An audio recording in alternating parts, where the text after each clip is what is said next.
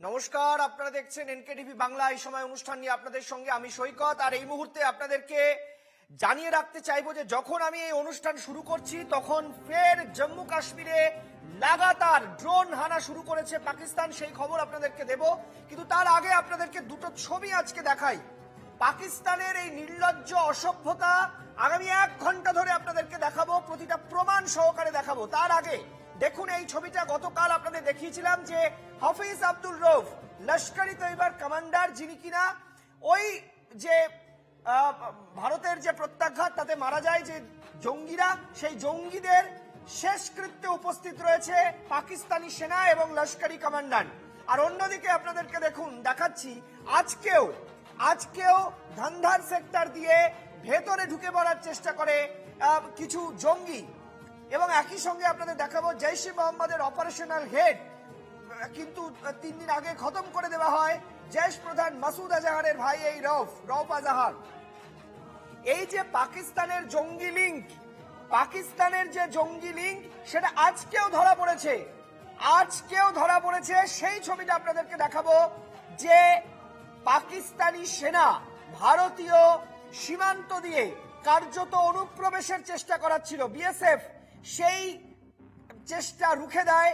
সেই ছবি আপনারা দেখুন ধানধার সেক্টরে, সেখানে কিন্তু একেবারে গুলি করে ধ্বংস করে দেওয়া হয়েছে ভারতীয় সেনার তরফ থেকে। দেখুন সেই ছবি, বিএসএফ এর দেওয়া ভিডিও, যেখানে পরিষ্কার বলা হচ্ছে যে একেবারে 7 জন জৈশ ই মোহাম্মদ জঙ্গি পাকিস্তানি সেনার সাহায্যে ঢুকছিল ভারতে, তাদেরকে একেবারে খতম করে দেওয়া হয়েছে। সেই ছবি আপনাদেরকে আমরা দেখাচ্ছি, একেবারে বিএসএফ এর দেওয়া ভিডিও। এই তথ্য প্রমাণগুলো যখন সামনে আসছে তখন পরিষ্কার হয়ে যাচ্ছে যে পাকিস্তান এখনো পর্যন্ত এই হারার মুখে দাঁড়িয়েও তারা কিন্তু জঙ্গিদের ওপরেই ভরসা করছে। জঙ্গিদের আতুরঘর, বিশ্বের জঙ্গিদের সৃষ্টির কর্তা এই হচ্ছে যে ছবি আমরা দেখাচ্ছি পাকিস্তান, নির্লজ্জ পাকিস্তানের ছবি। এবার আপনাদেরকে আমি দেখাবো এই পাকিস্তানের আরো এক রূপ, খোয়াজা আসিফ। সেই মুদ আর নেই, খোয়াজা আসিফ নিয়ে পড়েছেন। খোয়াজা আসিফ কোথায় ঢুকবেন, কোথায় লুকোবেন বুঝতে পারছেন না। সেই খোয়াজা আসিফ পাকিস্তানের সংসদে দাঁড়িয়ে বিবৃতি দিচ্ছে মাদ্রাসার পড়ুয়ারা নাকি যুদ্ধে নামবে। চিন্তা করুন অবস্থা।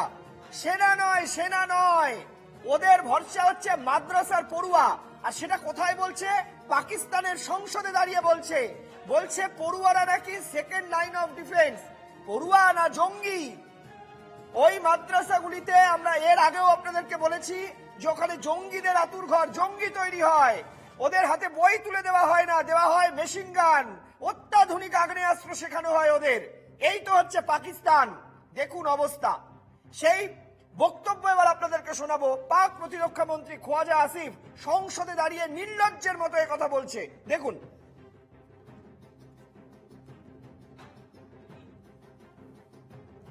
जहां तक मदारस के स्टूडेंट्स का ताल्लुक है, इसमें कोई शक नहीं है कि वो हमारी एक सेकंड डिफेंस लाइन है। वहां पे नौजवान जो पढ़ते हैं, अल्लाह के फजल से वो दीन के साथ भी जो है आरास्ता हैं, और उसके साथ जो है वो उनके जो वक्त ज़रूरत जो है, जिस तरह उन्होंने फरमाया कि उनको शहरी दफा के लिए या दूसरी जरूरतों के लिए जो है ना बिल्कुल 100% इस्तेमाल किया जा सकता है। जहां तक मदारस के स्टूडेंट्स का ताल्लुक है, इसमें कोई शक नहीं है कि वो हमारी एक सेकंड डिफेंस लाइन है। वहां पे नौजवान जो पढ़ते हैं, अल्लाह के फजल से वो दीन के साथ भी जो है आरास्ता हैं, और उसके साथ जो है वो আর আমি এই মুহূর্তে চলে যাব, আমাদের প্রতিনিধি এই মুহূর্তে নিউজ রুম থেকে রয়েছেন সম্রাট।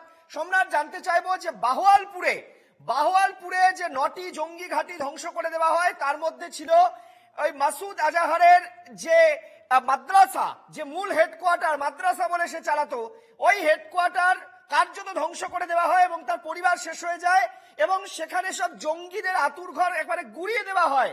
আর এবার নির্লজ্জ ওই পাকিস্তানের প্রতিরক্ষা মন্ত্রী সে প্রকাশ্যে বলছে, সম্রাট শোনা যাচ্ছে? আসিফ খোয়াজা পাকিস্তানের প্রতিরক্ষা মন্ত্রী তিনি পাকিস্তানের সংসদে সম্রাট দাঁড়িয়ে শোনা যে যাচ্ছে? বক্তব্যটা দিলেন তাতে একদম ভারতের যে দাবি ছিল বা ভারতের যে অভিযোগ তাতে শিলমোহর পড়ে গেল যে পাকিস্তানের মাদ্রাসাতে জঙ্গি চাষ হয়, জঙ্গি তৈরি হয়, সেখানে পড়াশুনো হয় না, জঙ্গি তৈরি হয়, তাদের হাতে বন্দুক তুলে দেওয়া হয়, গোলা বারুদ তুলে দেওয়া হয় এবং সেই দাবিতেই কিন্তু আজকে শিলমোহর পড়লো। এবং আসাদ হাজিব মানে এতটাই পাকিস্তান নির্লজ্জ, তাদের লাজ লজ্জা নেই। একটা দেশের সংসদে দাঁড়িয়ে একজন মন্ত্রী বলছেন আমাদের সেকেন্ড লাইন অফ ডিফেন্স এই মাদ্রাসা স্টুডেন্ট, অর্থাৎ তাদের আর্মির ওপর কোনো ভরসা নেই। এবং সেখানে দাঁড়িয়ে তারা বলতে চাইছেন এই বাচ্চা বাচ্চা ছেলেদের দিয়ে তারা যুদ্ধে নামাবেন। এবং এটাও একটা স্ট্র্যাটেজি পাকিস্তানের যে কম বয়সী ছেলেদের বা কম বয়সী বাচ্চাদের তারা সামনে এগিয়ে দেবে, নিরীহ বাচ্চাদের এগিয়ে দিয়ে তারা হাতে বন্দুক দিয়ে এগিয়ে দেবে এবং সেখানে তারা যুদ্ধ পরিচালনা করবে। এটা জঙ্গি স্ট্র্যাটেজি এবং এটা পুরো ভারতের যে অভিযোগ ছিল সেটা পুরো সত্য, আজকে আরো একবার সত্য প্রমাণ হলো। এবং এই মুহূর্তে যেভাবে পাকিস্তান আক্রমণ করা শুরু করেছে আবার ভারতের দিকে, সেই আক্রমণে যে জঙ্গিদেরই ব্যাকআপে তারা আক্রমণ করছে সেটাও কিন্তু পুরো পরিষ্কার বোঝা যাচ্ছে। সম্রাট তুমি শুনতে পাচ্ছ? সম্রাট শোনা যাচ্ছে না? সম্রাটের সঙ্গে সম্ভবত আমার যোগাযোগ বিচ্ছিন্ন হয়েছে। আমি আরেকবার যোগাযোগের স্থাপনের চেষ্টা করব। তার আগে দুটি ছবি আপনাদেরকে এই মুহূর্তে আমি দেখাবো। এই মুহূর্তে আমি পিসিআর কে বলবো, এই মুহূর্তে যে বড় খবর আসছে, জম্মুতে বাজছে এয়ার সাইরেন, পাকিস্তানি ড্রোন ঢুকে পড়ছিল এবং সেখানে পাকিস্তানি ড্রোন ঢুকে পড়ছিল, সেখানে কিন্তু এই মুহূর্তে এয়ার সাইরেন বাজছে। ওমর আব্দুল্লাহ তিনি টুইট করে বলছেন জম্মুর বাসিন্দারা ঘরে ঢুকে যান, জম্মুর বাসিন্দারা ঘরে ঢুকে যান, এমনটাই দাবি করছেন ওমর আব্দুল্লাহ। এই মুহূর্তের আখনুর সেক্টর, সাম্বা সেক্টর, একাধিক সেক্টরে এই মুহূর্তে ফের পাকিস্তানি ড্রোন ঢুকে পড়েছে, ঢুকে পড়ার চেষ্টা করছে এবং সেগুলো এয়ার ডিফেন্স সিস্টেমের মাধ্যমে পর পর সেগুলোকে কিন্তু এই মুহূর্তে ধ্বংস করে দেওয়া হচ্ছে। এই মুহূর্তে আপনাদের আরো একবার জানাবো যে আখনুর সাম্বা সেক্টর, সেখানেও কিন্তু এই মুহূর্তে পাকিস্তানি হামলার চেষ্টা করা হচ্ছে। সেই ছবিগুলো আপনাদেরকে একটু দেখাতে চাইবো এই মুহূর্তে সেই ছবিগুলো দেখানোর চেষ্টা করব। আমি সেটা নিয়েও আর সম্রাটের কাছে একটু যাওয়ার চেষ্টা করব। এই মুহূর্তে বড় খবর আপনাদের জানাবো, ফের সন্ধে হতেই পাকিস্তানের যুদ্ধ জিগির। দিনের বেলা ক্ষমতা নেই পাকিস্তানের, সন্ধে হলেই যুদ্ধ জিগির করছে পাকিস্তান। এই মুহূর্তে যে খবর, জম্মু, সাম্বার, বিভিন্ন সেক্টরে, আখনুর সেক্টরে, সেখানে ফের এই যুদ্ধ জিগির তুলছে। দেখুন একের পর এক ড্রোন আসতে শুরু করেছে, সব এয়ার ডিফেন্স সিস্টেমের মাধ্যমে ধ্বংস করে দেওয়া হচ্ছে। এই মুহূর্তে এয়ার সাইরেন বাজছে। জম্মুর ছবি আপনাদেরকে এই মুহূর্তে দেখাচ্ছি, জম্মুর ছবি।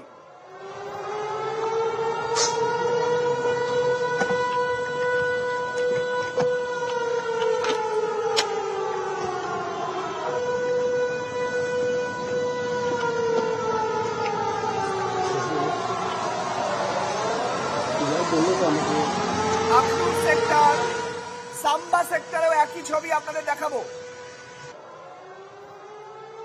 আখনুর সেক্টর, সাম্বা সেক্টরের ছবিও আপনাদের দেখাতে চাইবো।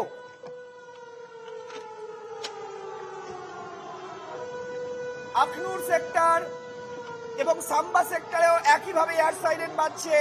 পাকিস্তানি ড্রোন সেগুলো কিন্তু ঢুকে পড়ার চেষ্টা করে, কিন্তু ভারতীয় সীমা পার করার আগেই ভারতের এয়ার ডিফেন্স সিস্টেম সেগুলোকে পুরোপুরি ধূলিসাৎ করে দেয়।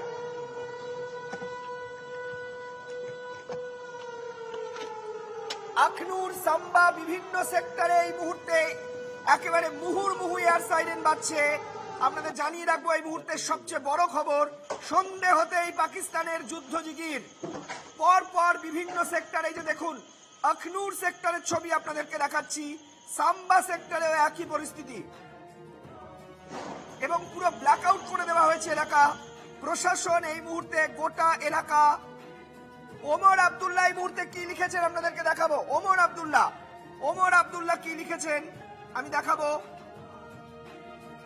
ওমর আব্দুল্লাহ লিখেছেন এই মুহূর্তে জম্মুর সমস্ত বাসিন্দাদের ঘরে ঢুকে যেতে অনুরোধ করছেন। It's my earnest appeal to everyone in the around Jammu, please stay off the street, stay away or home nearest place you can comfortably stay for the next few hours.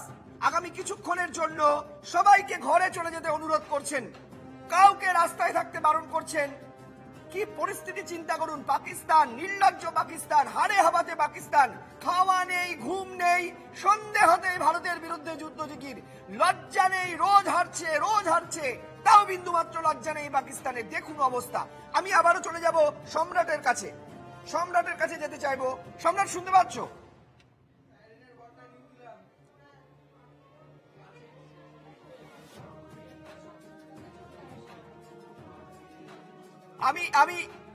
আমি আপনাদেরকে দেখাতে থাকি। এয়ার সাইরেন বাজছে এই মুহূর্তে। জম্মুতে পর হামলা হচ্ছে, হামলার চেষ্টা করছে এই মুহূর্তে আখনুর সেক্টর, সাম্বা সেক্টর, এবং আমরা খবর পাচ্ছি পোখরানেও এই মুহূর্তে হামলার চেষ্টা করছে। আমরা যা খবর পাচ্ছি এই মুহূর্তে পোখরানেও হামলার চেষ্টা করছে। প্রতি মুহূর্তের আপডেট আসছে আমাদের কাছে। এই মুহূর্তে পোখরানেও হামলা হচ্ছে, চেষ্টা হচ্ছে পাকিস্তানি ড্রোনকে ভারতে ঢোকার আগেই কিন্তু একেবারে এয়ার ডিফেন্স সিস্টেমের মাধ্যমে সমস্ত ধ্বংস করে দেওয়া হচ্ছে। আপনাদের এই মুহূর্তে জানিয়ে রাখতে চাইবো, আমি আবারও সম্রাটের কাছে আবারও যোগাযোগের চেষ্টা করব। পর হামলার চেষ্টা হচ্ছে। আমি আপনাদেরকে একটা ছোট্ট প্রতিবেদন একটু দেখাতে চাই। সেই প্রতিবেদনের পর যেটা একটু আগে আমি দেখিয়েছিলাম যে খোয়াজা আসিফ, আরেকবার শোনাই আপনাদেরকে। খোয়াজা আসিফ নির্লজ্জের মতো সংসদে দাঁড়িয়ে বলছেন আমাদের সেকেন্ড লাইন অফ ডিফেন্স হচ্ছে পড়ুয়ারা, মাদ্রাসার পড়ুয়ারা। সেনা কোথায়? পালিয়ে গেছে নাকি পাকিস্তানি সেনা?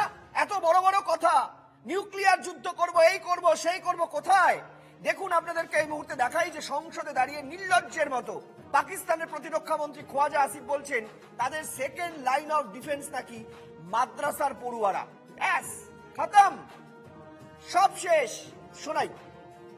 जहां तक मदारस के स्टूडेंट्स का ताल्लुक है, इसमें कोई शक नहीं है कि वो हमारी एक सेकंड डिफेंस लाइन है। वहाँ पे नौजवान जो पढ़ते हैं, अल्लाह के फजल से वो दीन के साथ भी जो है आरास्ता हैं, और उसके साथ जो है वो उनके जो वक्त ज़रूरत जो है, जिस तरह उन्होंने फरमाया कि उनको शहरी दफा के लिए या दूसरी जरूरतों के लिए जो है ना बिल्कुल 100% इस्तेमाल किया जा सकता है।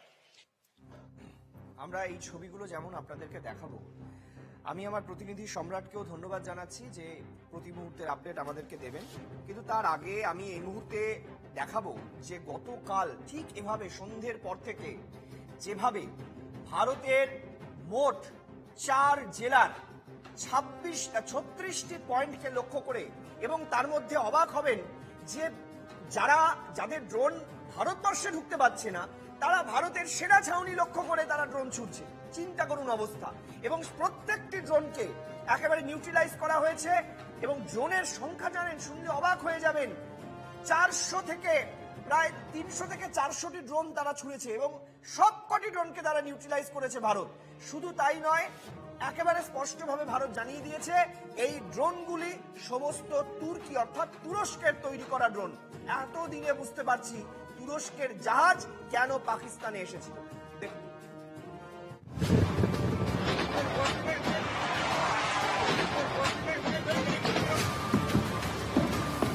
বৃহস্পতিবার পাকিস্তানের হামলার কড়া জবাব দিয়েছে Bharat.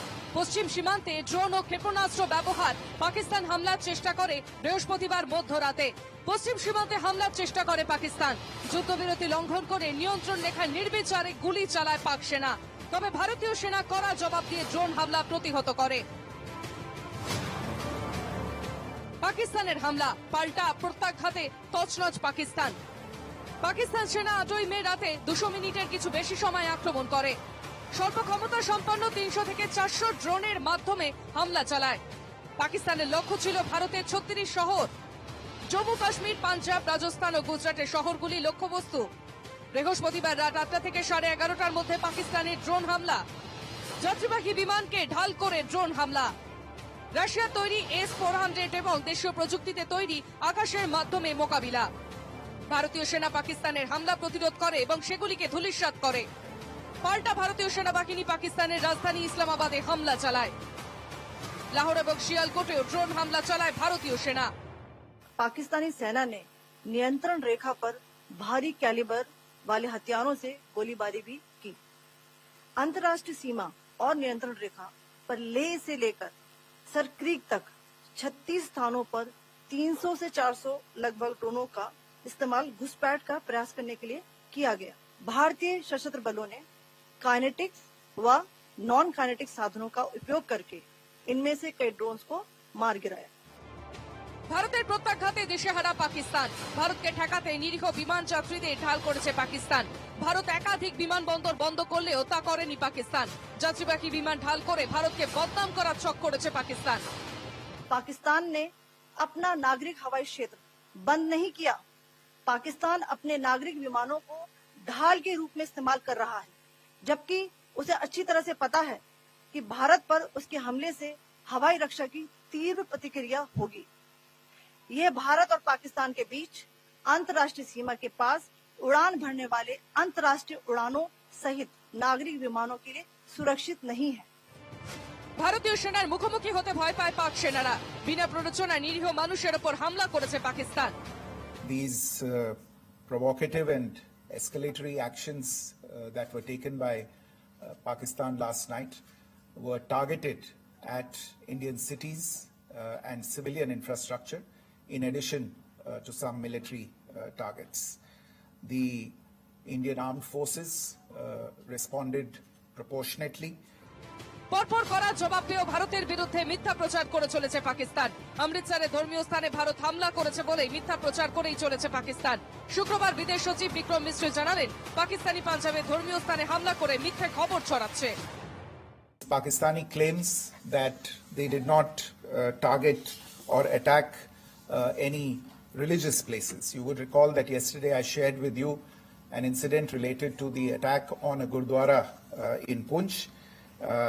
Instead of owning up to these attacks, Pakistan made the preposterous and outrageous claim that it was the Indian armed forces and the Indian Air Force that was targeting cities like Amritsar and trying to put the blame on Pakistan. এখানেই থেমে থাকেনি পাকিস্তান। আরো দাবি করে পাকিস্তানের একটি গুরুদ্বারে হামলা করেছে ভারত। ভারতের তরফে পাকিস্তানের মিথ্যে দাবি নস্যাৎ করে জানানো হয়, ভারতের সাম্প্রদায়িক সম্প্রীতি নষ্ট করার চক্রান্ত করেছে Pakistan. The last point I wanted to make this evening is again this disinformation that is coming from Pakistan about India targeting the Nankana Sahib Gurdwara through a drone attack. This is again yet another blatant lie and part of Pakistan's disinformation campaign. ভারতের পরাক্রম ঘুম উড়েছে পাকিস্তানের। কোনো অস্ত্রই কাজে আসছে না পাকিস্তানের। না কাজ করছে তাদের মিসাইল, না ডিফেন্স সিস্টেম। তাই মিথ্যাচারের আশ্রয় নিচ্ছে Pakistan. Bureau report, NKTV Bangla. আমি এই মুহূর্তে পরিচয় করব আমাদের সঙ্গে যারা রয়েছেন। আমার সঙ্গে এই মুহূর্তে রয়েছেন স্নেহায়ন সরকার, বিজেপি মুখপাত্র। স্নেহায়নকে স্বাগত জানাই আমাদের এই অনুষ্ঠানে। আমার সঙ্গে রয়েছেন সুমন রায় চৌধুরী, কংগ্রেস মুখপাত্র। সুমন দা, আপনাকে স্বাগত জানাই এই অনুষ্ঠানে। আমার সঙ্গে রয়েছেন রাজেন্দ্র ভাদুরী, কর্নেল রাজেন্দ্র ভাদুরী, আপনাকেও স্বাগত জানাই আমাদের এই অনুষ্ঠানে। আমি প্রথমেই কর্নেল ভাদুরীর কাছে চলে যেতে চাইবো। কর্নেল ভাদুরী, যে জিনিসটা আপনার কাছে আমি প্রথমেই জানতে চাইবো, এই যে প্রত্যেকদিন সন্ধে হলেই পাকিস্তানের যুদ্ধ জিগির যাচ্ছে, কাপুরুষ পাকিস্তানের দিনের বেলায় কোনো সাহস নেই, যদিও আমাদের কাছে দিন আর রাত সব সমান, কিন্তু সন্ধে হলেই এই যুদ্ধ জিগির পাকিস্তানের আমরা দেখছি রাত্রেবেলা করে, বিশেষ করে ওই 4টি জেলা জম্মু কাশ্মীর, রাজস্থান, পাঞ্জাব, বিভিন্ন এলাকায় আমরা যেভাবে দেখছি যে তারা ড্রোনগুলো, টার্কিশ ড্রোনগুলো ছুটছে, এটা খেলা খেলা হয়ে যাচ্ছে এবার পুরো ব্যাপারটা। সবকিছু ভারতে ঢোকার আগে এগুলো দুর্মুষ করে দেওয়া হচ্ছে, তাও সন্ধে হলেই ছুটছে, যেন রান্নাবাটি খেলা শুরু হয়েছে।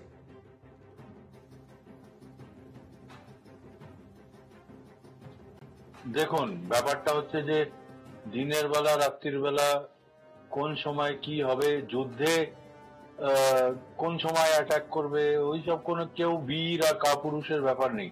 এমনিতেও এগুলো ড্রোন, তো কোনো মানুষ তো আর ফ্রন্টাল অ্যাটাক করছে না, তো সেটার মধ্যে বীর আর কাপুরুষকে ওইসব কিছু নেই। একটা যুদ্ধ কৌশলের মধ্যে আন্ডারে আসছে, কারণ এরা ছোট ড্রোনস লঞ্চ করছে। এই ড্রোনস গুলো কমনলি রেডারে ধরা পড়ে না, তো যেহেতু রেডারে ধরা পড়ে না, রাতের অন্ধকারে এইগুলোকে লঞ্চ করা মানে যুদ্ধ কৌশলের মধ্যে আসে। এটা মোর কনভিনিয়েন্ট। মানে কর্নেল ভাদুরী, আমি জানতে চাইছি এগুলো এই যে ছোট finally ড্রোনগুলো visually যেগুলো ওরা ছুটছে, এগুলোর ডিস্ট্রাকশন পাওয়ার কতটা, মানে এগুলোতে ক্ষয়ক্ষতি কি হতে পারে?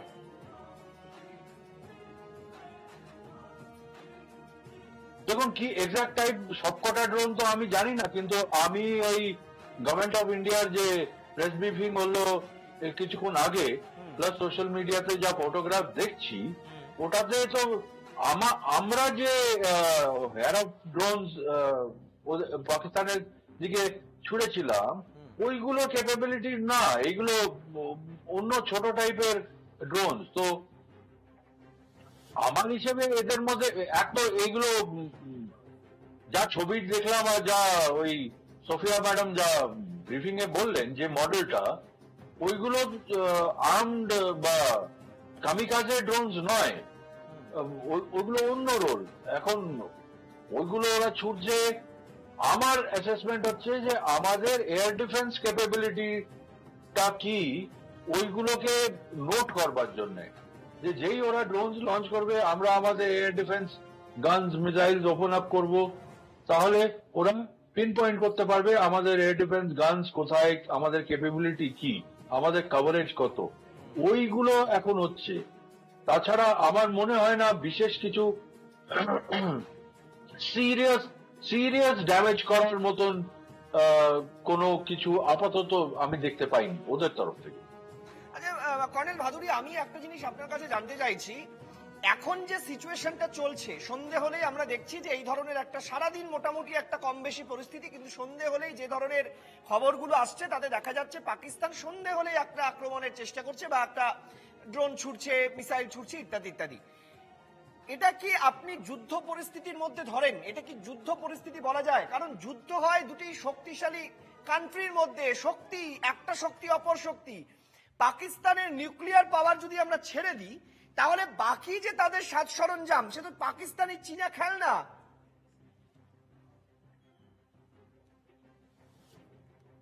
না, আপনি যে কথাটা বললেন আমি এগ্রি করি, আপনি যে কথাটা বললেন, কিন্তু সব সময় দুটো ইকুয়াল শক্তি এক অন্যের মুখোমুখি হয় না যুদ্ধে। For example, America world super power, ও ইরাকের ওপরে অ্যাটাক করেছে, ওটা তো কোনো ইকুয়ালিটির মধ্যে ছিল না, পাওয়ার অ্যাসিমেট্রি ছিল। রাশিয়া ইউক্রেনের ওপরে অ্যাটাক করেছে, তো ওটার মধ্যেও কোনো পাওয়ার সিমেট্রি নেই, মানে ইকুয়াল নেই, একটা ডিসিমিলারিটি আছে। ইন্ডিয়া আর পাকিস্তানের ইতিহাসে আমরা 1948-এ যুদ্ধ লড়েছি, 65-এ যুদ্ধ লড়েছি, 71-এ যুদ্ধ লড়েছি, 1999-এ যুদ্ধ লড়েছি, এখন আবার একটা সিচুয়েশন এসে দাঁড়িয়েছে। কিন্তু পাকিস্তান কখনোই আমাদের ইকুয়াল পাওয়ার ছিল না। ওদের যেমন আপনি বললেন, ওদের নিউক্লিয়ার অ্যাসেটস গুলো যদি আমরা ডিসরিগার্ড করি, তাহলে পাকিস্তান আমাদের ইকুয়াল লেভেলে কখনোই ছিল না। কিন্তু তাতে কি পাকিস্তান থেমেছে, রুখেছে আমাদের বিরুদ্ধে যুদ্ধ করতে বা আমাদের উপরে আঘাত করতে বা আমাদের উপরে মানে ড্যামেজ কজ করতে? তো এইটা ইতিহাস আছে, এটা চলবে যতক্ষণ না পাকিস্তানকে কমপ্লিটলি দমন করা যায়, সে মিলিটারিলি হোক কি ডিপ্লোম্যাটিক্যালি হোক সেটা আমি জানি না, কিন্তু একটা স্টেবিলিটি যতক্ষণ না আসবে ইন্দো পাকিস্তান রিলেশনশিপে, পাকিস্তান চিরকাল এই জিনিসটা করতে থাকবে। এই মুহূর্তে আমি আরো দুটো খবর পাচ্ছি, দর্শকদের জানাবো। শ্রীনগরেও বাজছে এয়ার রেড সাইরেন এবং এই সঙ্গে পাঠানকোটেও এয়ার রেড সাইরেন বাজছে এই মুহূর্তে। আমি যে খবর পাচ্ছি, পাঠানকোটেও এয়ার রেড সাইরেন বাজছে এবং শ্রীনগরেও এই মুহূর্তে এয়ার রেড সাইরেন বাজছে। যেহেতু এই মুহূর্তে যে ছবিগুলো আমরা এই মুহূর্তে দেখাচ্ছি আপনাদের জানিয়ে রাখতে চাইবো,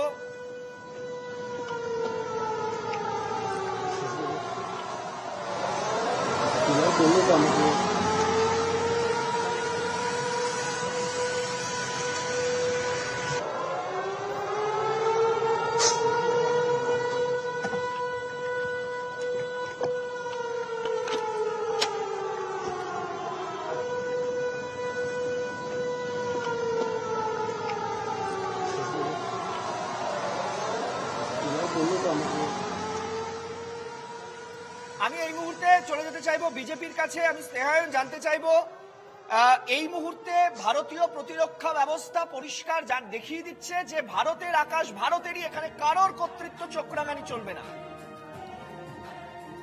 সৈকতদা, কালকে যখন তোমার শোতে ছিলাম তখন বলেছিলাম যে কালকে সকালবেলা সূর্য ওঠা অবধি পাকিস্তান থাকবে না। তো তুমি এখন ডিবেটের ক্ষেত্রে বলতে পারো যে পাকিস্তান তো এখনো আছে, এখনো লড়ছে।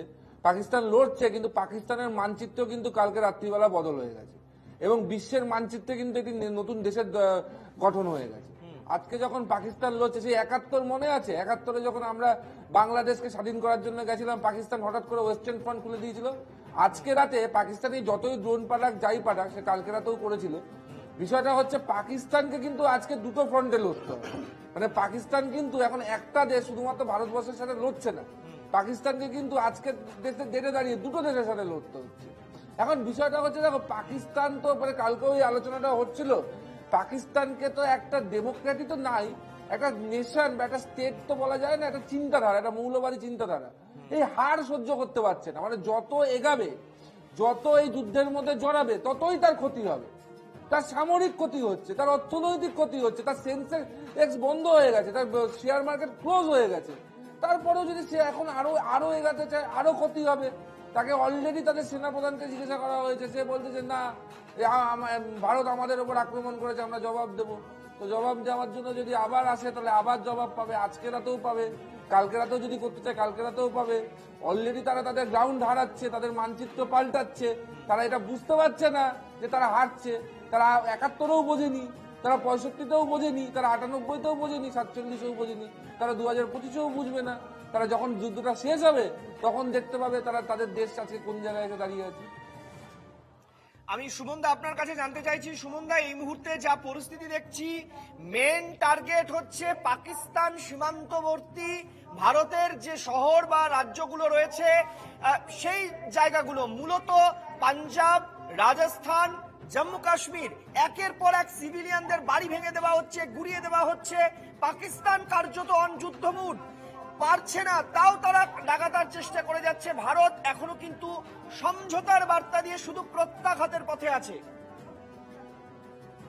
না, বিষয়টা হচ্ছে আমার স্যার এখানে বললেন, প্রাক্তন আমাদের যিনি সেনাবাহিনীর আধিকারিক রয়েছেন, উনি যেরকম বললেন যে ছোট ছোট ড্রোন বা লো ক্যাপাসিটি ড্রোন ছেড়ে পাকিস্তান আমরা কিভাবে রিটালিয়েট করি সেটা যেরকম খানিকটা বোঝার চেষ্টা করছেন। আমার মনে হয় আরো একটা কারণ আছে, এই মুহূর্তে হয়তো পাকিস্তান ভয় পাচ্ছে বড় কোনো ধরনের হামলা করতে ভারতবর্ষের ওপরে। সেই জন্য এই ড্রোন ছাড়া বা লো ক্যাপাসিটি ড্রোনগুলো ছাড়া মানে পাকিস্তানের যে পলিটিক্যাল লিডারশিপ রয়েছে, মানুষ বা পাকিস্তানের মানুষকে খানিকটা বোঝানো যে দেখো আমরাও রিটালিয়েট করছি। আমার একজন সাধারণ লেম্যান হিসাবে আমার এটা আইডিয়া, মানে এর একটা পলিটিক্যাল দিকও রয়েছে পাকিস্তানের কাছে। কারণ স্নেহায়ন যেটা বললো যে ওদের শেয়ার মার্কেট ক্লোজড, ওদের ইকোনমি ইন শ্যাম্বলস, এগুলো আমরা সবাই জানি। কিন্তু বিষয়টা হচ্ছে যে ধরনের অ্যান্টি গভর্নমেন্ট মানসিকতা গ্রো করেছে পাকিস্তানের মধ্যে, এবং সেটা এবার শুধু পলিটিক্যাল লিডারশিপের বিরুদ্ধে নয়, ইভেন সেনাবাহিনীর বিরুদ্ধেও। কালকে বোধহয় তোমার খেয়াল আছে, রাতারাতি ওরা সেনাপ্রধানকে চেঞ্জ করলেন, আউটগোয়িং সেনাপ্রধানকে ক্যাপটিভ করলেন, অনেক ধরনের পদক্ষেপ নিলেন। আমার মনে হয় এগুলো হচ্ছে খানিকটা পাকিস্তানি জনগণকে মেসেজ দেওয়া যে দেখো আমরা পদক্ষেপ নিচ্ছি ভারতের বিরুদ্ধে। এবং এই ছোট ছোট ড্রোন ছাড়ার যেরকম টেকনিক্যাল একটা অ্যাসপেক্ট আছে, যেটা স্যার বললেন একটু আগে, আমি আবারও বলছি, এই ছোট ড্রোনের মাধ্যমে যেরকম আমাদের মাপতে চাইছে পাকিস্তান, তেমনি যেহেতু এখন বড় যুদ্ধে যাওয়ার মতন সাহস হয়তো করবে না পাকিস্তান, নিজেদের জনসাধারণকে, পাকিস্তানি সিটিজেনদের খানিকটা ঠান্ডা রাখার চেষ্টা করছে। কারণ ওরা খুব ভালো করে জানে এই যুদ্ধটা এসকালেট করলে শাহবাজ শরীফ থেকে শুরু করে বড় বড় পলিটিশিয়ান এবং ওই দেশের বড় লেভেলের যারা সেনা আধিকারিক আছে, দেশ ছেড়ে পালাতে হবে। অলরেডি অনেকে হয়তো পালিয়েও গেছে। কালকে তুমি যে সরি একটু ইন্টারাপ্ট করলাম, কালকে তুমি একজনের নাম বলছিলে সৈকতদা যে এ হচ্ছে মাথা, সেনাপ্রধান তো শুধু পাপেট, তাই সে এই যে মাথা, যে জঙ্গিগুলোর মাথা, জঙ্গি গোষ্ঠীগুলো সব কটা কিন্তু নেই। তুমি তোমাদের প্রতিনিধি যারা কাশ্মীরে আছে খোঁজ লাগাতে বলো, একটা জঙ্গি গোষ্ঠীর মাথা কিন্তু নেই, সব কটা কিন্তু পালিয়েছে কালকে। অনেকগুলো, মানে কালকে বিকেল থেকে আজকে বিকেল অব্দি অনেকগুলো আনআইডেন্টিফাইড ফ্লাইট সব কোথাও আরব নেশনসের দিকে, কোথাও ইউরোপের দিকে দেখা গেছে। কারা পালিয়েছে পাকিস্তান থেকে? শুধুমাত্র এই সেনাকে আর সাধারণ মানুষকে ফেলে রেখে দিয়ে পাকিস্তানের যে মৌলবাদী চিন্তাধারা যারা দেশটাকে চালনা করে, একটাও কিন্তু দেশে নেই, সব কটা পালিয়েছে দেশ ছেড়ে কিন্তু। এবং এখন পাকিস্তান মানে কার্যত কিন্তু লিডারশিপহীন। মানে পাকিস্তান যেটা সুমনদাও বলছে, কে চালাচ্ছে এখন? গভর্নমেন্ট চালাচ্ছে, সেনা চালাচ্ছে, কারা চালাচ্ছে? মানে একটা যুদ্ধ চালিয়ে যেতে হবে জাস্ট শুধুমাত্র অ্যান্টি ইন্ডিয়া একটা ফিলিংস, অ্যান্টি ইন্ডিয়ার লড়াইয়ের উপর দেশটা এখন দাঁড়িয়ে আছে কিন্তু। এবং পাকিস্তানে যদি লিডারশিপ থাকতো, যেটা স্নেহায়ন বলছে, তাহলে কি ডিফেন্স মিনিস্টারকে পার্লামেন্টে দাঁড়িয়ে বলতে হতো সেকেন্ড লাইন অফ ডিফেন্স হচ্ছে মাদ্রাসার ছাত্ররা? মানে কতটা সংকটে এই পার্শ্ববর্তী জঙ্গিদের স্বর্গরাজ্য পাকিস্তান, সেটাই সে দেশের প্রতিরক্ষা মন্ত্রীর পার্লামেন্টে দেওয়া স্টেটমেন্ট দেখলেই বোঝা যায়। মোটামুটি সেনাবাহিনী নিষ্ক্রিয় বা সেনাবাহিনীর অন্য কোনো রয়েছে, এজেন্ডা রয়েছে যে আগামী দিনে এই পলিটিক্যাল লিডারশিপকে সরিয়ে দিয়ে আমরা আবার ক্ষমতা দখল করব যদি দেশটা সার্ভাইভ করে। আদারওয়াইজ সেনাবাহিনী নিষ্ক্রিয়। এখন সত্যি তো জঙ্গিরা ওদের হইল, পাকিস্তান এখন জঙ্গিদের সাহায্য নেবে আর মাদ্রাসার ছাত্রদের সাহায্য নেবে ভারতের বিরুদ্ধে কমব্যাট জারি রাখতে গেলে। এটা অত্যন্ত একটা রাষ্ট্রের জন্য আমরা এই যে ভারতের এয়ার ডিফেন্স নিয়ে যখন আমরা কথা বলছি, তখন আমাদের এই মিনিমাম জ্ঞানটুকু আমাদের রাখতে হবে, সাধারণ মানুষকে অন্তত জানাতে হবে, এটা আমাদের কর্তব্যের মধ্যে পড়ে যে ভারতের কোন এয়ার ডিফেন্স সিস্টেম, কোন অ্যান্টি এয়ারক্রাফট গানগুলোর মাধ্যমে ভারত এই সফলতা পাচ্ছে। ভারতের এই যুদ্ধ অস্ত্র, বিমান থেকে শুরু করে মূল যেগুলো ভারতের এই সাফল্যের পেছনে রয়েছে, চলুন আমরা আজকে বাংলার সাধারণ মানুষের সঙ্গে সেগুলোকে পরিচয় করাই, কারণ এইগুলোই আমাদের সাফল্য এনে দিচ্ছে, পাকিস্তানকে মোক্ষম জবাব দিচ্ছে। কোনগুলো সেগুলো যে দেখুন।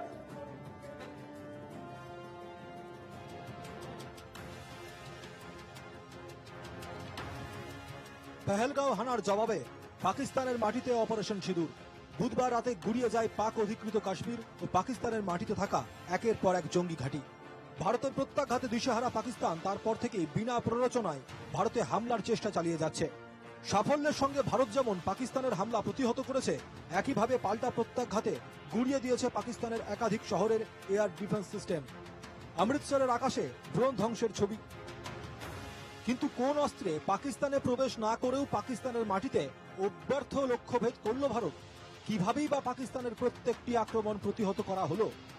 পাকিস্তানে ঢুকে প্রত্যাঘাত আনতে ভারত মূলত ব্যবহার করেছে অ্যানমেড এরিয়াল সিস্টেম বা ইউএএস।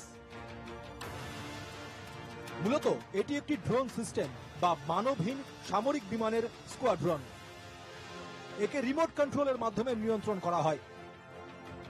এতে থাকা কম্পিউটারকে পাইলট হিসেবে রিমোট কন্ট্রোলের মাধ্যমে নিয়ন্ত্রণ করা হয়। ভারতের ডিআরডিও বর্তমানে বিশালভাবে ইউএএস তৈরিতে নিয়োজিত। এছাড়াও ইসরায়েলের সঙ্গে প্রযুক্তিগত সমঝোতার মধ্যে দিয়ে state of the art UAS fleet তৈরি করা হয়েছে। বর্তমানে ভারতের ইউএএস এ ইসরায়েলের তৈরি অসংখ্য অত্যাধুনিক ড্রোনের অন্তর্ভুক্তি রয়েছে। অপারেশন সিঁদুরে পাকিস্তানের বিরুদ্ধে ভারত এই ইউএএস কে কাজে লাগিয়েছে। এই ইউএএস এর মাধ্যমেই ভারত পাকিস্তানের 3 শহরে এয়ার ডিফেন্স সিস্টেমকে ধ্বংস করে দিয়েছে। পাকিস্তানের বিরুদ্ধে ভারতের ইউএএস কামাল দেখাচ্ছে হ্যারপ এবং হারপি ড্রোন বা অ্যানিমেটেড এরিয়াল ভেহিকেল। প্রত্যাঘাতের মতোই প্রতিহত করার ক্ষেত্রেও একই রকম সফলতা দেখিয়েছে ভারত। 24টি শহরে 36টি জায়গা টার্গেট করে 400 ড্রোন হামলা চালিয়েছিল পাকিস্তান। প্রত্যেকটি পাক ড্রোনকেই আকাশেই ধ্বংস করেছে ভারতের শক্তিশালী air defence system. S-400 missile system বা সুদর্শন চক্র, বফোর্স 40mm অটোমেটিক গান L-70, ZU-23mm anti aircraft gun, Shilka air defence system, animated aerial system বা ইউএএস। বেশি কাজে লাগানো হয়েছে রাশিয়ায় নির্মিত S-400 সুদর্শন চক্র। কি এই S-400 মিসাইল সিস্টেম বা সুদর্শন চক্র? এটি ভূমি থেকে আকাশে নিক্ষেপযোগ্য ক্ষেপণাস্ত্র ব্যবস্থা। ভারতীয় ফৌজিরা এর নাম দিয়েছে সুদর্শন চক্র। 600 কিলোমিটার দূরের থেকে লক্ষ্যবস্তুতে আঘাত হানতে পারে এটি। 400 কিলোমিটারের মধ্যে থাকা শত্রুপক্ষের ড্রোন বা ক্ষেপণাস্ত্রকে ধ্বংস করতে পারে। ড্রোন সিল্ট বিমান, ক্রুজ ক্ষেপণাস্ত্র ও ব্যালিস্টিক ক্ষেপণাস্ত্রকে ধ্বংস করতে পারে। এতে 2টি ব্যাটারি ও 6টি লঞ্চার, একটা কমান্ড অ্যান্ড কন্ট্রোল সিস্টেম ও নজরদারি রাডার এবং এনগেজমেন্ট রাডার থাকে। এর প্রতিটি ব্যাটারি 128টি ক্ষেপণাস্ত্র উৎক্ষেপণ করার ক্ষমতা রাখে। 5টি S-400 মিসাইল সিস্টেম স্কোয়াড্রনের জন্য 2018 সালে রাশিয়ার সঙ্গে ভারত চুক্তি করে। এখনো পর্যন্ত 3টি S-400 মিসাইল সিস্টেম স্কোয়াড্রন রয়েছে ভারতের। S-400 মিসাইল সিস্টেমের আরো 2টি স্কোয়াড্রন 2026-এর মধ্যে হাতে পাওয়ার কথা ভারতের। পাকিস্তানের বিরুদ্ধে প্রত্যাঘাতে S-400 মিসাইল সিস্টেমকে পাঠানকোট, রাজস্থান ও গুজরাতে মোতায়েন করা হয়েছে। একদিকে সংহার, অন্যদিকে সুরক্ষা। অপারেশন সিঁদুরের পর সমস্ত পাক ষড়যন্ত্র শেষ করেছে ভারত। এই সমস্ত অত্যাধুনিক সমরাস্ত্রের জোরে পাকিস্তানের ভেতরেও ঢুকতে হচ্ছে না ভারতকে। Bureau report, NKTV Bangla. আমি এই মুহূর্তে আবারও চলে যেতে চাইবো কর্নেল ভাদুরীর কাছে। কর্নেল ভাদুরী, জানতে চাইবো, একদিকে S-400 নিয়ে তো কদিন ধরে আমরা জানছি, কিন্তু তার মধ্যে আরো যে নতুন সমরাস্ত্রগুলো নিয়ে আমরা পরিচিত হলাম, এই সমরাস্ত্রগুলোর উপর ভর করেই কিন্তু আজকে ভারতের এই সাফল্য আসছে।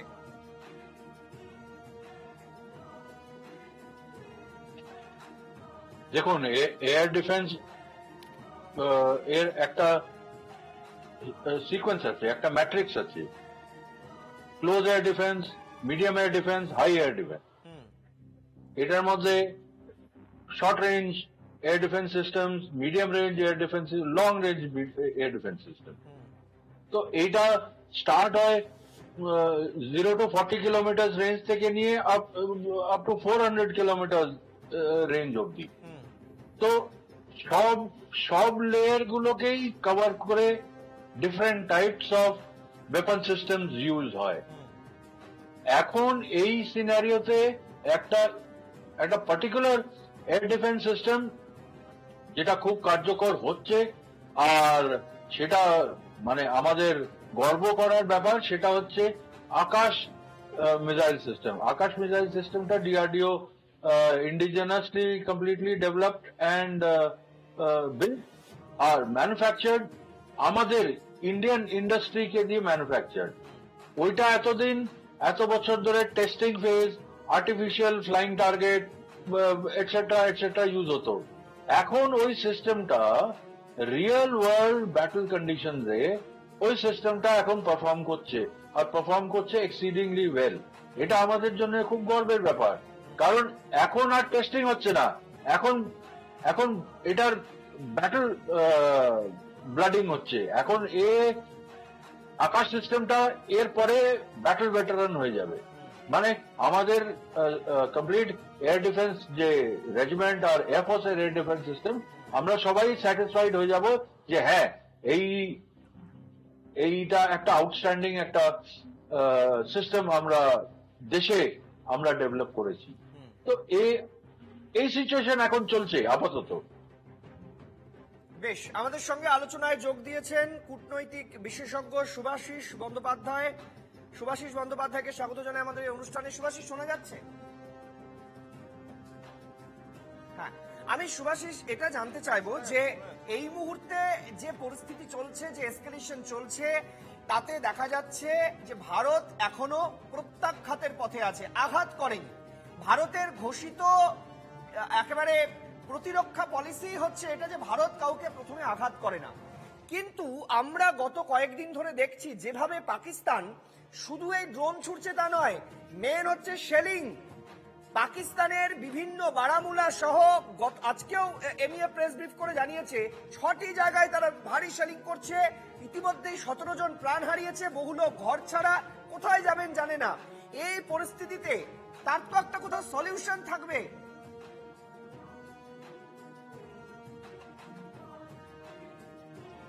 সলিউশন থাকবে। পাকিস্তানের যে শেলিংটা চলছে, সেই শেলিংটাকে আমরা আপাতত রিটেলিং যে পরিস্থিতির মধ্যে দিয়ে যেতে হচ্ছে, সেই পরিস্থিতির মধ্যে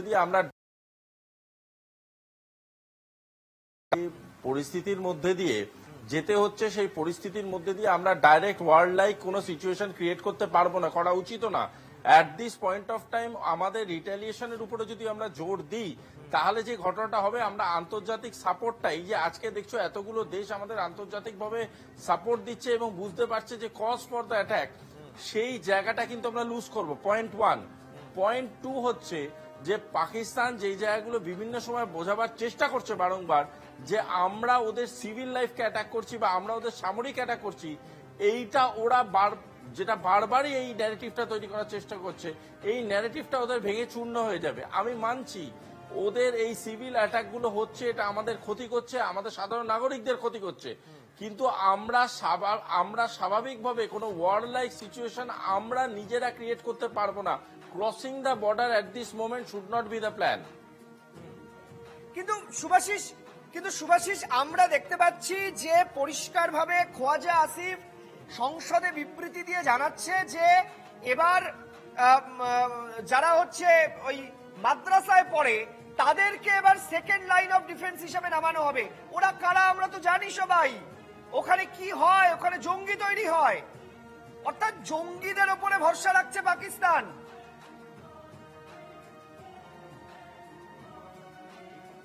পাকিস্তান কোনো ডেকোরেটেড একটা ডিসিপ্লিন কান্ট্রি নয়। পাকিস্তান নিজের মতো এমন একটা স্ট্র্যাটেজি বানাচ্ছে যেটা গোটা পৃথিবীর কাছে কিন্তু একটা আর্কাইভ ম্যাটার অফ স্টাডি।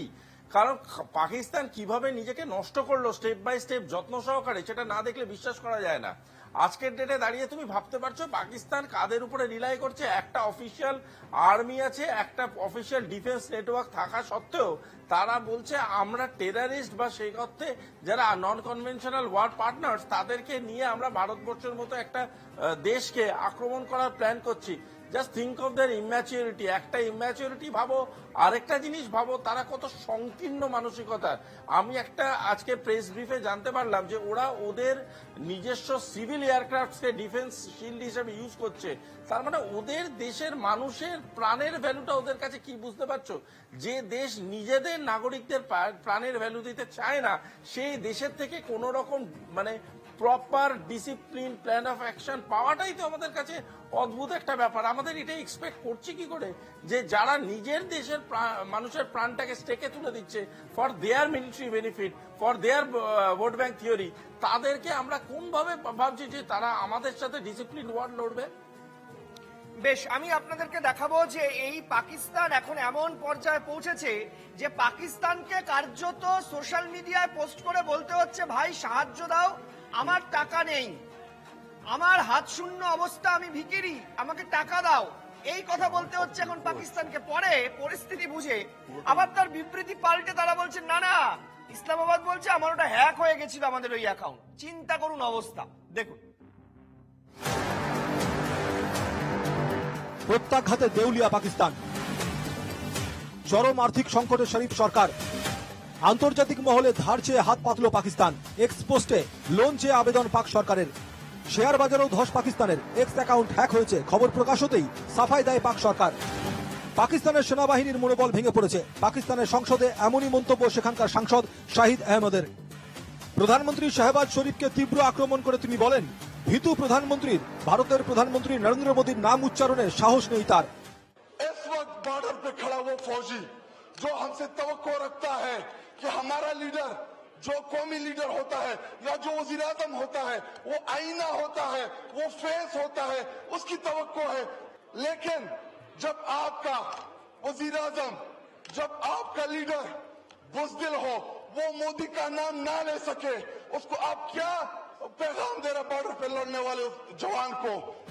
শুধু শাহিদ আহমদের বিশদ গাড়ি নয়, ভেঙে পড়া পাকিস্তানের ছবি সামনে চলে এসেছিল বৃহস্পতিবারই। আরেক পাক সাংসদ সংসদে কেঁদে ফেলেছিলেন। পাকিস্তান সেনার প্রাক্তন কর্তা মেজর তাহির ইকবাল পাকিস্তান সংসদে বক্তব্য রাখতে গিয়ে বলেন দেশ বিপদে, জনতার জন্য প্রার্থনা করুন। बात वाजा कर देनी चाहिए, हमारी कौम यकजा है। मैं इन सबसे कहूंगा कि मिल के चलो और अपने रब से रुजू करो। रब काबा, हम तेरे आगे दरख्वास्त करते हैं, इस मुल्क की हिफाजत फरमाना जो तूने हमें अता किया है, और ये नबी सल्लल्लाहु अलैहि वसल्लम की दुआओं का है। आपने कायदे आजम को একদিকে ভারতের প্রবল প্রত্যাঘাতে বেআব্রু পাকিস্তান, তার সঙ্গে যুক্ত হয়েছে ঘরের কোন্দল। একদিকে যখন ভারত শাসক বিরোধী এক কাট্টা, অন্যদিকে ইমরান খানের মুক্তির দাবিতে রাস্তায় নেমে পড়েছে পিটিআই সমর্থকেরা। Bureau report, NKTV Bangla. আমি এই গোটা বিষয়টি নিয়ে একটুখানি স্নেহায়নের কাছে জানতে চাইবো। স্নেহায়ন, পাকিস্তানের সাংসদ বলছেন মোদির নাম নিয়ে কথা বলার সাহস নেই, তারা আবার যুদ্ধ করতে যাচ্ছে এবং পরিষ্কার বলছেন যে সেনার মনোবল ভেঙে যাচ্ছে। দেখো, প্রথম কথা হচ্ছে যে ওখানে এই মোমেন্টে কোনো একটা রেজিমেন্টেড আর্মি আছে কিনা সেটা নিয়েই তারা প্রশ্ন যাচ্ছে। দ্বিতীয় কথা হচ্ছে যেটা তুমি বলছিলে যে ভারতবর্ষ এখন কিন্তু জাস্ট মানে পাকিস্তান যে অ্যাটাকটা করছে তার প্রত্যাঘাত করছে। ভারতবর্ষ কিন্তু কোনো এখনো অব্দি অ্যাগ্রেসিভ স্টান্স নেয়নি। মানে ভারতবর্ষ যদি অ্যাগ্রেসিভ স্টান্স নিত তাহলে কিন্তু এতক্ষণে ইন্ডিয়ান নেভি করাচি বন্দরে থাকতো, ইন্ডিয়ান এয়ারফোর্স লাহোরে থাকতো, আর ইন্ডিয়ান আর্মি ইসলামাবাদে থাকতো। বিষয়টা হচ্ছে গিয়ে ভারতবর্ষের কমপ্লিট রাইট আছে, নিজের টেরিটরিকে ডিফেন্ড করা, ভারতবর্ষ সেটা ডিফেন্ড করতো। এবং আমি এখনো বলছি, সুভাষিস বাবুর সাথে আমি একটা জায়গায় দ্বিমত পোষণ করবো যে ওয়ার্ল্ড পাওয়ার্স কি বলবে দ্যাট ডাজন্ট ম্যাটার। পাকিস্তান এখন অব্দি যা কাণ্ড ঘটিয়েছে, ভারতবর্ষ যদি চায় সে তার অ্যাগ্রেসিভ স্ট্যান্স নিতে পারে। ভারতবর্ষের এটা নীতি থেকে যে সবসময় একটা অ্যাগ্রেসিভ স্ট্যান্স নিতে গেলে সেটা শুধুমাত্র মিলিটারির সাথে কনফ্লিক্ট হবে তা তো না, সেখানে একটা সিভিলিয়ানসদের একটা প্রাণহানিরও বিষয় থাকছে। ভারতের মতো একটা সভ্য দেশ, ডেমোক্রেটিক দেশ সেটা কোনোদিন করতে পারে না। তাই আমরা এখনো নিজেদেরকে রিস্ট্রেন করছি শুধুমাত্র আমরা সিভিলিয়ান ক্যাজুয়ালিটি চাই না বলে। ওই দেশের সাধারণ মানুষের ওপর কোনো আঘাত আসুক সেটা আমরাও চাই না। না হলে এই যুদ্ধ এই 24 ঘন্টা মানে আমি কালকে রাত্রির থেকে যদি বলি, কালকে রাত্রি 8টা 8:30 থেকে শুরু করেছে, তার আগেও শুরু করেছে ফুল ফ্লেজের যে যুদ্ধটা। ওই রাত্রিবেলা কেন শুরু করেছে? তুমি কারণ দেখবে পাড়ায় ছিচকে চোরা রাত্রিবেলায় চুরি করতে হবে, দিনের বেলা আসে না। তো এই যে রাত্রের বেলার আক্রমণ আজকে রাত্রে আসতো না, এটা কালকে রাত্রের মধ্যেই শেষ করে দিতে পারতো ভারতবর্ষ। কিন্তু ব্যাপারটা হচ্ছে ভারতবর্ষ যা যদি ফুল প্লেজেডলি এখন পাকিস্তানে অ্যাটাক করা শুরু করে বা ধোকা শুরু করে, তাহলে জিনিসটা না সিভিলিয়ান ক্যাজুয়ালিটির দিকে যাবে এবং মানে আমি তো বললাম পাকিস্তান ধ্বংসের দিকে যাবে। অলরেডি তাদের দেশের মানচিত্র চেঞ্জ হয়ে গেছে কালকে রাত্রে। যত সময় গড়াবে তত কিন্তু তাদের চিত্র চেঞ্জ হতে থাকবে। তারা স্বীকার না করলে তাদের সমস্যা। এখন আমরা কি বলবো, একটা দেশ এটা তো মানে একটা মৌলবাদী চিন্তা ভাবনার উপর যদি দাঁড়িয়ে এরকম কাজকর্ম করে শুধুমাত্র নিজেদের ইগো স্যাটিসফাই করার জন্য, তাহলে আজকে এই অবস্থা। কেউ সাংসদরা কেউ কাঁদছে, কেউ বলছে যে অপর দেশের প্রধানমন্ত্রীর নাম নিতে ভয় পায়। তো এইরকম হচ্ছে কি তাদের অবস্থা। তারা রোজ দিন রাত্রিবেলা কতগুলো ড্রোন পাঠায়, কতগুলো এয়ারক্রাফট পাঠায়, যে কটা পাঠায় তার অর্ধেক ফেরে না। আমাদের দেশের এয়ার ডিফেন্স সিস্টেম গুলোই নামিয়ে দিচ্ছে। তো এই অবস্থায় দাঁড়িয়ে রোজ দিন রাত্রিবেলা করে আসছে, আর রোজ দিন রাত্রিবেলা মার খেয়ে চলে যাচ্ছে। এখন সবকিছু ছেড়ে বলছে যে ওই মাদ্রাসার ছাত্রগুলোকে পাঠাবো। তুমি ঠিকই বলেছো, যখন এই মাদ্রাসাগুলোতে জঙ্গি তৈরি হয়, কিন্তু এগুলো তো আনতেন জঙ্গিরা। উদাহরণ দিতে চাইবো যে এই মুহূর্তে পাকিস্তান যে বিভিন্ন জায়গায় লোন চেয়ে বেড়াচ্ছিল, সেই প্রসঙ্গে IMF এর কাছে আপত্তি তুলেছিল ভারত, ইন্টারন্যাশনাল মনিটারি ফান্ডের কাছে। এবং সেই পাকিস্তান যে সন্ত্রাসবাদে মদদ দেয়, এই টাকা যে সন্ত্রাসবাদে খরচ হবে, বারবার সন্ত্রাসবাদের প্রসঙ্গ ভারত তুলে IMF এর কাছে কিন্তু তারা আবেদন জানিয়েছিল। এই মুহূর্তে সেই আপডেটও আমরা পাচ্ছি। আমি একটু সুমন রায় চৌধুরীর কাছে জানতে চাইবো। সুমন দা, বেশ ভালো লাগছে দেখে, কেউ কাঁদছে কোনো সাংসদ। এটা অবশ্য পরশুদিনের ঘটনা যেটা আপনারা দেখালেন।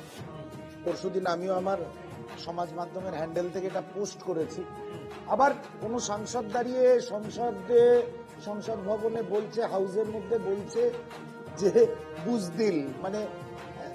বুজদিলের মানে যা হয় আর কি, এক ভীতু প্রধানমন্ত্রী। তা আমরা তো কথাগুলো বলছি না, বলছে তো সেই দেশের সাংসদ, সেই দেশের জনপ্রতিনিধিরা আক্রমণ করছে নিজেদের সরকারকে। দেখুন, ভারতবর্ষে আইডিওলজিক্যাল ডিফারেন্স আমাদের সঙ্গে স্নেহানন্দের থাকবে, এটা খুব স্বাভাবিক ব্যাপার। রাজনৈতিক লড়াই আমাদের সঙ্গে বিজেপির থাকবে, এটা খুব স্বাভাবিক ব্যাপার। কিন্তু একটা জিনিস, এটা পুরো বিশ্ববাসীর কাছে দেখার মতন জিনিস, ভারতবর্ষ যখন যখন ক্রাইসিসে পড়ে, কোনো সংকটজনক মুহূর্তে যখন আমরা এসে পৌঁছই, তখন ভারতবাসী, ভারতের প্রতিটি রাজনৈতিক দল সব একত্রিত হয়ে একটা ছাতার তলায় চলে আসে। যাই হোক বেশ, আমি কারোর সম্বন্ধে বলতে চাই যে তুমি একটি বলে কাকে মিন করতে চাইছো আমি জানি না। তোমাদেরই একটি এখন সঙ্গে আছে, কিন্তু আমাদের সর্বোচ্চ নেতা রাহুল গান্ধী, মল্লিকার্জুন খার্গে তারা পরিষ্কার দুটো বলেছেন আমরা এই সর্বদলীয় মুহূর্তে ভারতের সঙ্গে আছি, তাদের স্ট্যান্ড খুব পরিষ্কার ক্লিয়ার করে দিয়েছেন। আমি সুভাষিসের কাছে জানতে চাইবো, সুভাষিস, পাকিস্তানের এই যে হাড়ে হাওয়াতে অবস্থা, পাকিস্তানের এই যে ভিক্ষাবৃত্তি,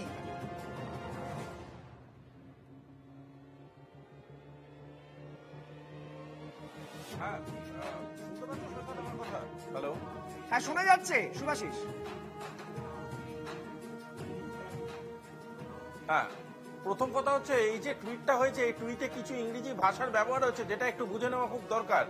সেখানে ওরা বলেছে হেভি লসেস, তার মানে লস হয়েছে, সেই লসটা স্বীকার করুক এবং সেই যেই লসগুলো হচ্ছে সেই লসগুলোকে পাবলিসাইজ করুক। পয়েন্ট 1। পয়েন্ট 2, যেখানে ওরা বলছে ডিএসকালেশনের কথা, তার মানে এসকালেশন হয়েছে, কে এসকালেট করেছে তার প্রমাণ স্বরূপ দিক, সেটা ভারত করেছে না পাকিস্তান করেছে, তখনই প্রমাণ হয়ে যাবে। পয়েন্ট 3, ডিএসকালেশনের জন্য পয়সার কি দরকার, তার মানে তুমি যেই কাজটা করছো ওই কাজটা বন্ধ করবে, তার জন্য পয়সার কি দরকার? You don't need investment for de-escalation, you need investment for more escalation. তার মানে এই বোকা বোকা কথাগুলো বলার কোনো দরকার নেই। ওখানে লেখা আছে অ্যামিড স্টেট অফ ওয়ার, বা অ্যামিড কি একটা লাইন আছে, ওই লাইনটা যদি পড়ো তাহলে বুঝতে পারবে। তার মানে স্টেট অফ ওয়ার ওরা বোঝাতে চাইছে। ওদের যদি স্টেট অফ, হ্যালো হ্যাঁ শোনা যাচ্ছে, যদি এই স্টেট অফ ওয়ারটা ওরা বোঝাতে চাইছে, তার মানে তাদের যা ক্ষয়ক্ষতি হচ্ছে সেটা ওরা ডিফাইন করুক। একদিক দিয়ে বলছে ভারতবর্ষের অ্যাটাক গুলো আমাদের সেভাবে ক্ষয়ক্ষতি করতে পারেনি, একদিক দিয়ে বোঝাবার চেষ্টা করছে ভারতবর্ষকে আমরা অ্যাটাক করিনি, একদিক দিয়ে বোঝাবার চেষ্টা করছে ভারত আমাদের সিভিলিয়ানদের মেরেছে। যদি এতগুলো কন্ট্রাডিক্টরি স্টেটমেন্ট, অথচ একটা টুইটের মধ্যে যখন টাকা চাইছে তখন পরিষ্কার স্বীকার করছে হেভি লস, পরিষ্কার স্বীকার করছে ডিএসকালেশন। তার মানে কোন হিসাবে বলছে এই বিচারিতা করছে পাকিস্তান, বিচারিতা করছে, যেটা ওরা লিখছে, মন খুলে কথা বলার মতো সাহস এক্স্যাক্টলি শুধু বিচারিতা করছে না, মিথ্যে কথা আমি একটু বলছে। শোনাতে চাইবো যে আজকে মিথ্যা কথা বলছে, মিথ্যে কথা, গ্লোবালি মিথ্যা কথা বলছে, আগাগোড়াই তাই বলে। আমি একটু শোনাবো এই মুহূর্তে যে পাকিস্তান বিভিন্ন দাবি করছে, বিভিন্ন কথা বলছে, কিন্তু পাকিস্তান একটি গর্হিত কাজও করছে। কি বলেছে আজকে এমির প্রেস ব্রিফিং এ আপনাদের শোনাবো। इसके अलावा पाकिस्तान का गैर जिम्मेदाराना व्यवहार फिर से सामने आया। 7 मई 2025 को रात 8:30 बजे एक असफल अकारण ड्रोन और मिसाइल हमला करने के बावजूद पाकिस्तान ने अपना नागरिक हवाई क्षेत्र बंद नहीं किया। पाकिस्तान अपने नागरिक विमानों को ढाल के रूप में इस्तेमाल कर रहा है, जबकि उसे अच्छी तरह से पता है कि भारत पर उसके हमले से हवाई रक्षा की तीव्र प्रतिक्रिया होगी। यह भारत और पाकिस्तान के बीच अंतर्राष्ट्रीय सीमा के पास उड़ान भरने वाले अंतर्राष्ट्रीय उड़ानों सहित नागरिक विमानों के लिए सुरक्षित नहीं है। यहाँ स्क्रीन शॉट में पंजाब सेक्टर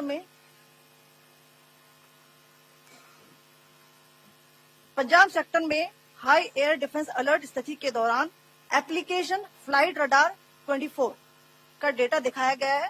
जैसा कि आप देख रहे हैं यहाँ पर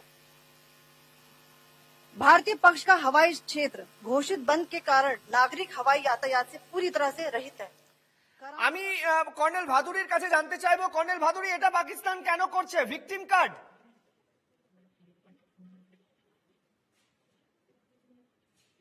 ভিকটিম কার্ড তো খেলবার চেষ্টাই করবে, কারণ পাকিস্তান তো অলরেডি ব্যাকফুটে আছে।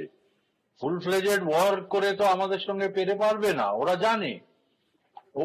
তাছাড়া ওদের ইকোনমির যা অবস্থা আর ওভারঅল ডিফেন্স স্টকপাইলস এর যা অবস্থা, ও একটা হাই ইন্টেন্সিটি সাস্টেইন ওয়ার পারবে না আমাদের সঙ্গে।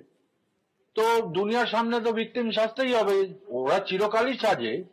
এখন এইটা নিয়েও এই আমাদের এই দুদিন আগেকার যে এরিয়াল স্ট্রাইকস হলো, ওটা নিয়েও এদের আসিফ খাজা ডিফেন্স মিনিস্টার যখন সিএনএন এর ওপরে বা স্কাই নিউজে এরা সাক্ষাৎকার দিল, ওটাতে ভিকটিমই সাজছিল।